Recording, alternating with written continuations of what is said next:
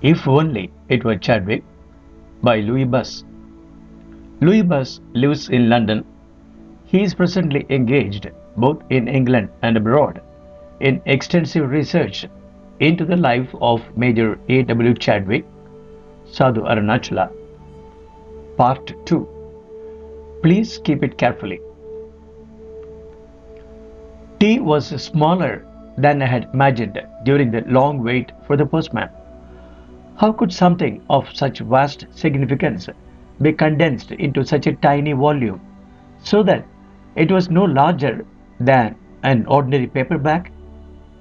Anyone who didn't know better might have mistaken it for an early Agatha Christie or some 1930s housekeeping manual. There was also something almost painfully vulnerable about it.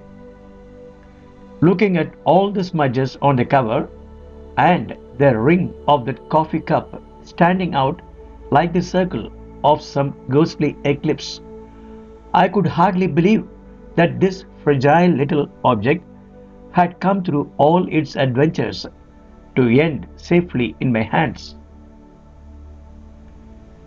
After I had stared at the cover for a moment, I opened the book. There, on the frontispiece, written in red ink by someone with an emphatic, slanting hand, I read the following words: sent from Tiruvannamalai, South India, 25/8/36. To Mother, Dada, and Russell. This will bring you something of the atmosphere of the place in which I am living and the vital presence of the Maharishi. Do not be put off by the style. This means nothing. Only pay attention to the facts.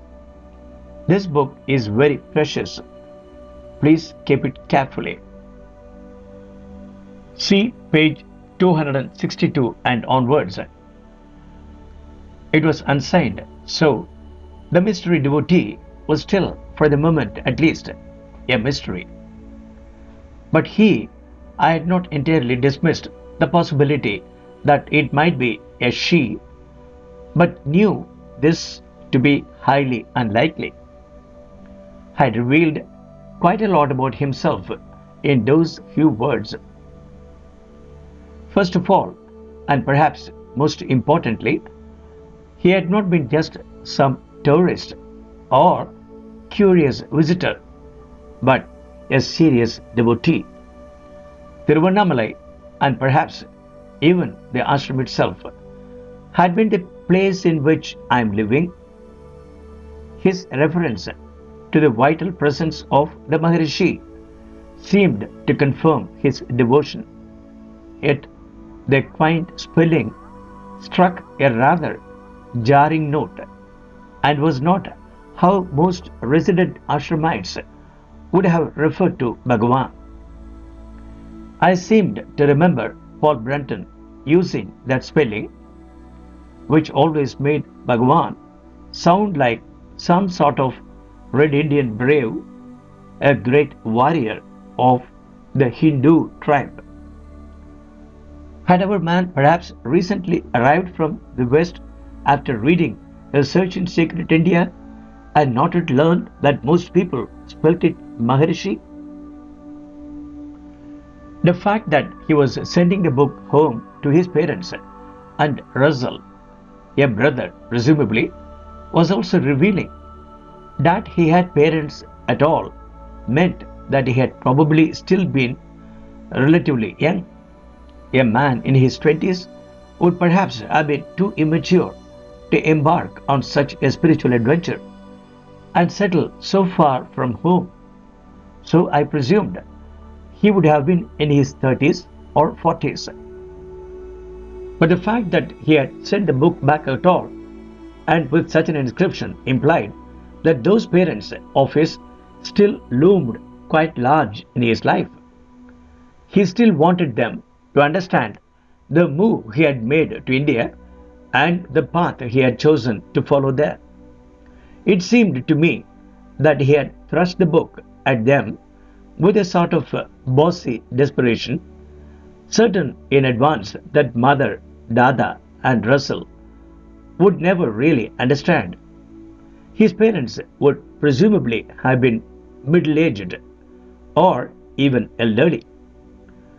What would they make of their son forsaking England to sit at the feet of some strange Hindu in a loincloth? At the very least, he could have expected incomprehension, if not outright disapproval. The way he asked them not to be put off by the style suggested a fear that they would use any excuse not to plough all the way through the thing. And that line about keeping the book carefully sounded like a last despairing cry. I know you will never read this, he seemed to be saying, but at least try to understand how important it is to me. And don't you dare go using it as a coffee mat. We will never know who committed that little sacrilege. The book has had a long life, and any number of people might have absent-mindedly used it as a coaster over the past 75 years.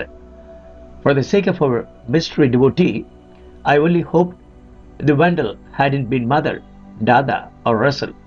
Yet, although he still cared what his family thought, he didn't seem to have been terribly close to them. Having exhorted them to read the book, he didn't finish by sending them his love or even his regards.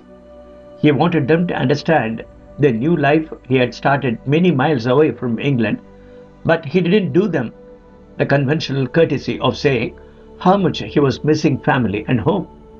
He hadn't, to my enormous frustration, even bothered to sign his name. All he cared about was thrusting the book under their noses. The whole gesture looked mainly like a declaration of love for Ramana Maharshi, with his own family in a distant second place.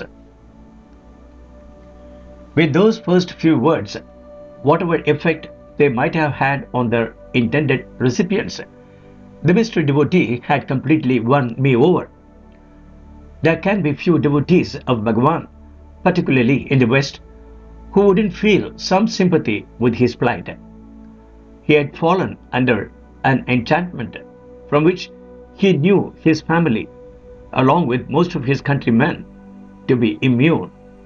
All the same, hopeless as it was, he felt he had to make some attempt to explain what had happened, and knew he could only do this by explaining about Bhagavan.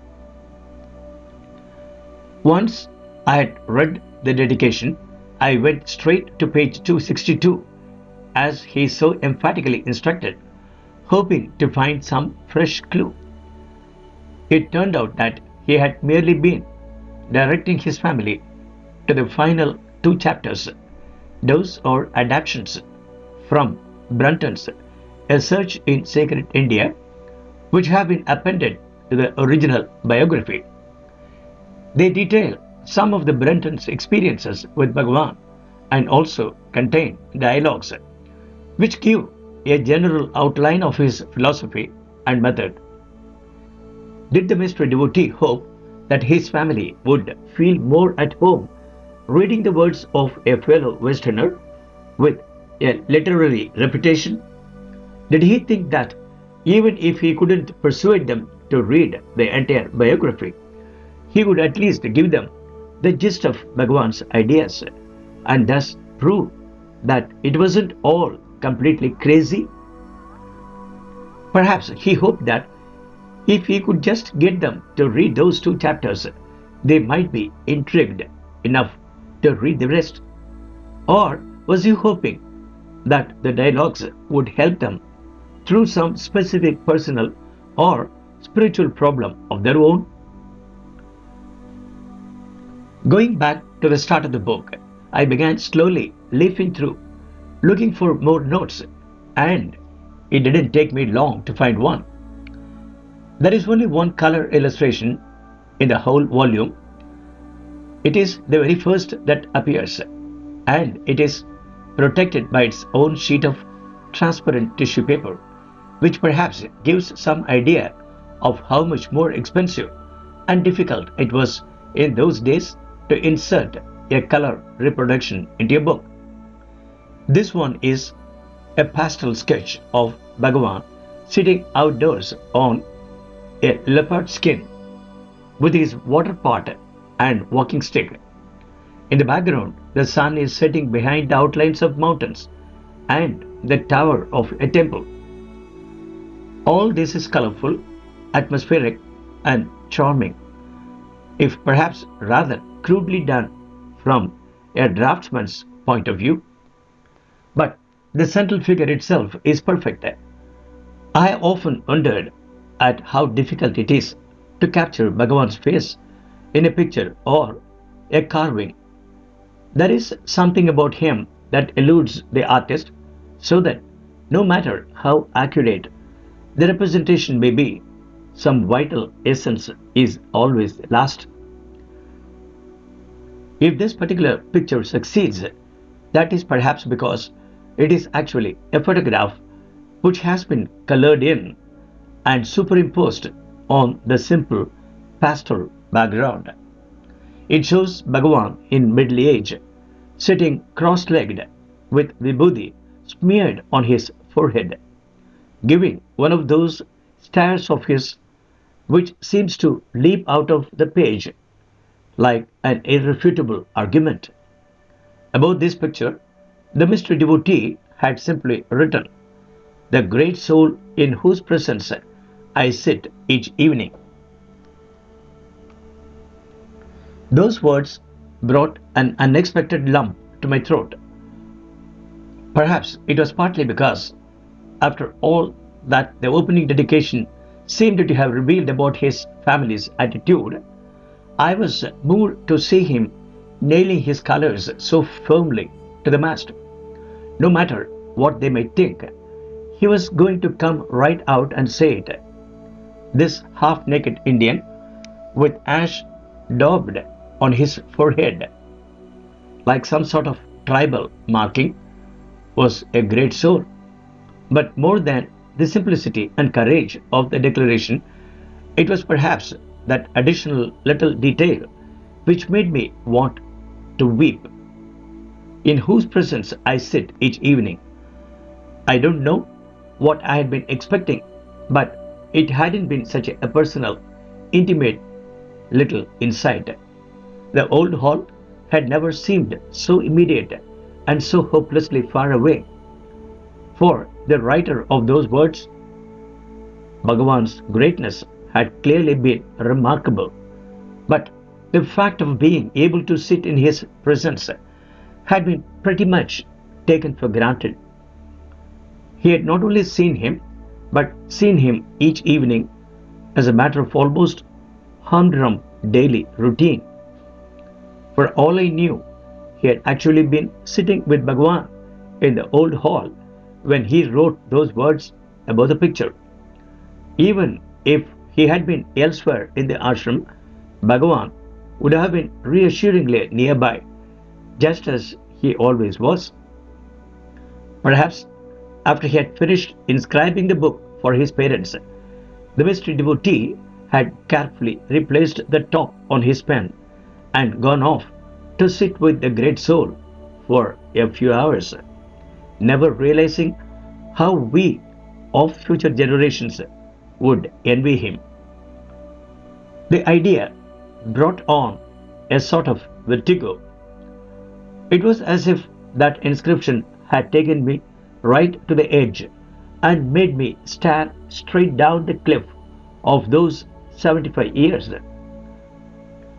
Down there, the dull queues of the Great Depression were lengthening, whilst Hitler's Germany rearmed, Joyce and Orwell were scribbling away on their respective masterpieces, and at the foot of an Indian mountain, a man in a loincloth sat motionless upon a sofa.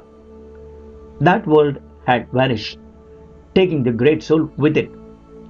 By what merit had the sender of this book been born at exactly the right time? And for what sin had I been exiled to this vast distance? To be continued.